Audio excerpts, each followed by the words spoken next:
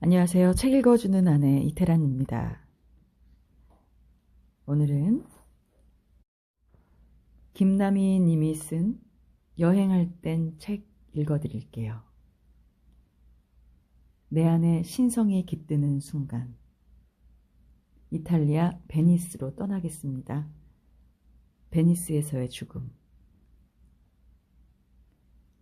25년 전 나는 이 도시를 스치듯 지나갔다. 기차역에 배낭을 맡겨놓고 한나절 만에 한 도시를 찍고 다음 도시로 향하는 그런 여행이었다. 베니스에 대한 인상이 깊이 남아있을 리가 없다. 아름다운 물의 도시, 딱 그 정도였다. 2해 전 여름, 석 달에 걸친 그리스와 스페인 여행을 마친 후 나는 마지막 여행지로 베니스를 선택했다. 어째서 베니스였는지 잘 모르겠다. 신혼여행 후 첫 해외여행을 떠난 동생 부부가 어린 조카들을 나에게 맡기고 날아간 곳이 베니스여서일까? 누가 남매 아니랄까봐 우리는 한때 비슷한 시기에 토마스 만의 소설에 경도되었다.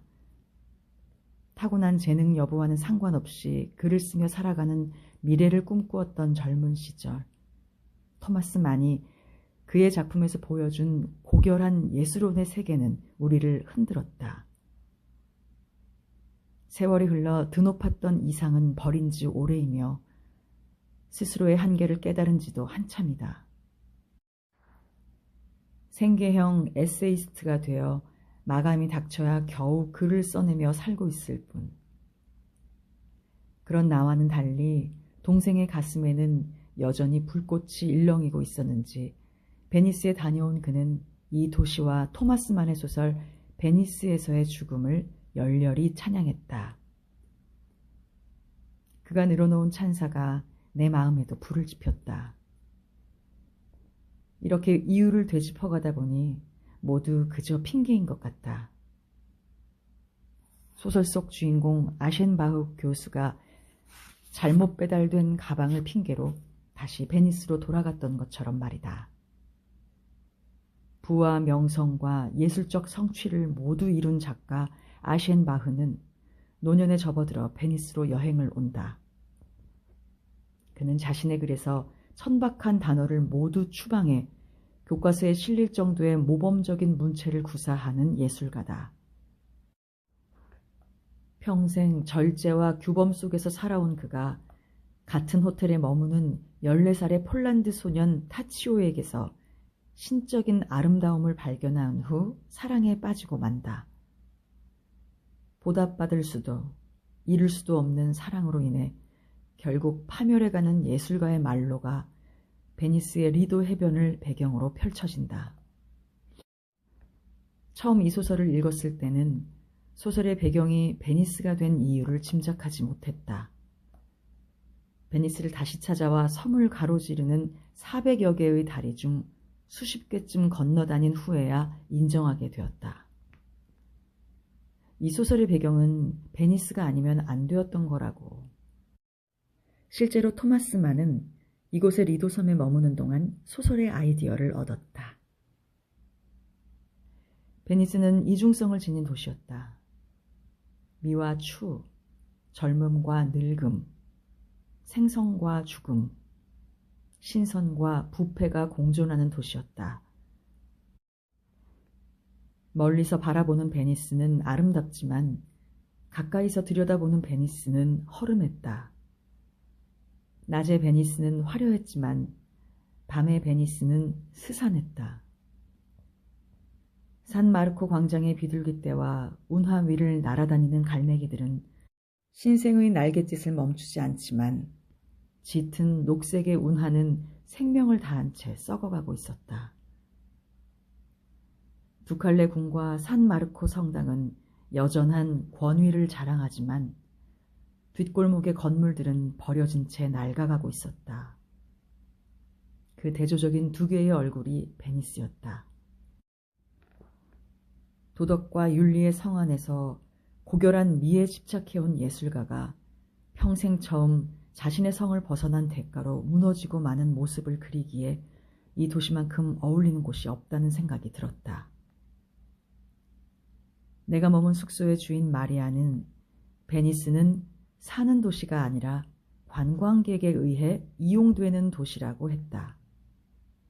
무서운 물가와 연중 이어지는 소란과 운하의 오염을 피해 원주민들은 점점 베니스를 떠난다고 했다. 주인 없는 방앗간의 쥐들처럼 온 도시를 장악한 건 관광객이었다. 수상버스 바포레토는 러시아어의 서울 지하철만큼이나 붐볐다. 바람의 방향이 맞을 때면 운하에서 올라오는 썩은 물 냄새가 코를 찔렀다. 6월 중순의 베니스는 이미 외지인으로 빡빡하게 들어찬 터였다. 이토록 기능성이 떨어지는 도시는 오랜만이었다. 그런데도 나는 어느새 이 도시의 아름다움에 매혹되어 그 모든 불편을 기꺼이 감수하고 있었다.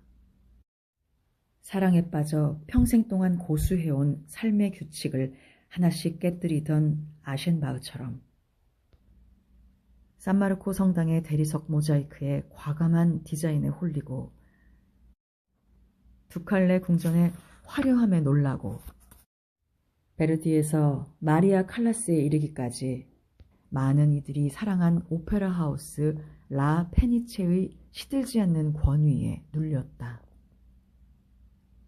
잠 때문에 망할 거라는 이야기를 평생 들어온 나였는데 잠자는 시간조차 아까웠다. 놓친 끼니는 죽어서라도 챙겨 먹겠다는 각오로 살아왔는데 밥을 안 먹어도 배고픈 줄을 몰랐다. 이른 아침에 숙소를 나서서 완전히 어두워진 후에야 돌아오고는 했다. 나는 잠에 취해 도시를 어슬렁거리는 몽유병자처럼 그렇게 돌아다녔다. 전염병에 걸려 죽어가면서도 타치오를 쫓던 아셴바흐의 모습이 이랬을까? 리알토 다리 위에 서서 오가는 곤돌라를 바라보던 어느 저녁, 내 눈앞의 비현실적인 풍경은 절대적인 아름다움으로 존재했던 미소년의 모습과 겹쳐졌다. 토마스만이 이 도시를 두고 아첨을 잘하는 믿기 어려운 미녀 같은 도시, 나그네를 유혹하는 함정 같은 도시라고 했던 말이 이해되었다. 곤돌라를 모는 사공도 오페라 아리아를 부를 줄 알고 개를 데리고 산책 나온 동네 할머니조차 패션 센스를 뽐내는 도시였다. 허름한 식당의 테이블에도 이웃한 무라노 섬의 공예품 유리잔이 놓여 있었다. 도도하고 오만한 도시였다. 완벽한 아름다움에 대한 집착을 품은 도시였다. 낮에는 몽유병자처럼 돌아다니다가 밤이 오면 겨우 정신이 들었다. 마구 달려버린 지난밤의 술자리를 반추하는 애주가처럼 나는 베니스의 낮을 돌아보곤 했다.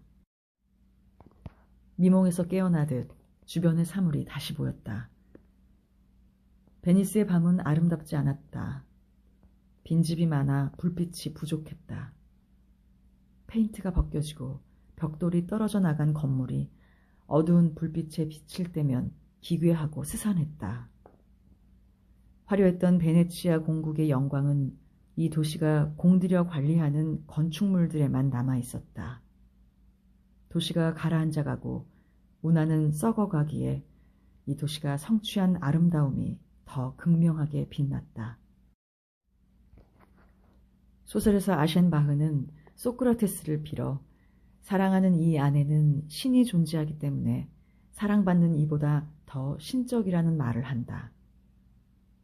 베니스를 사랑하게 된 내 안에도 신성이 깃드는 순간이 찾아왔다. 불사조라는 이름처럼 두 번의 화마에서 재건된 오페라 하우스를 둘러볼 때였다. 오페라 하우스에서는 그날 밤 공연의 리허설이 진행되고 있었다. 벨리니 오페라 몽유병 여인이었다. 로얄 박스석이 열려 있어서 그곳에서 리허설을 관람했다. 알아듣지도 못하고 내용도 모르는 오페라인데 정신없이 빠져들었다. 막이 내려간 후에야 일어섰으니 휘청거리며 3층으로 올라가고 있을 때 어디선가 피아노 선율이 들려왔다. 소리를 따라가니 그랑살롱이라는 홀이었다. 흰 셔츠에 검은 바지를 입은 피아니스트가 그랜드 피아노를 연주하고 있었다. 연분홍과 하늘색으로 꾸며진 살롱에는 오후의 부드러운 빛이 커튼 사이로 스며들고 있었다. 천장의 샹들리에 불빛에 검은 피아노가 반짝였다. 다른 관람객들 몇몇이 잠시 기웃거리다가 돌아섰다. 줄 맞춰 놓인 흰 의자에 나도 모르는 새 앉아 있었다. 그곳에는 그녀와 나뿐이었다. 피아니스트는 길고 가는 손가락을 더없이 우아하게 움직이며 내가 알지 못하는 곡을 연주했다. 모든 것이 완벽하도록 조화로웠다.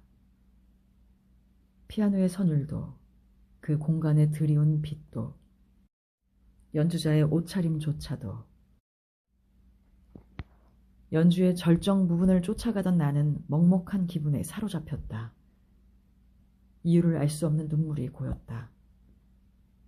내가 다다를 수 없는 고상한 세계, 내가 이해할 수 없던 예술의 세계가 그 문을 열어주고 있었다.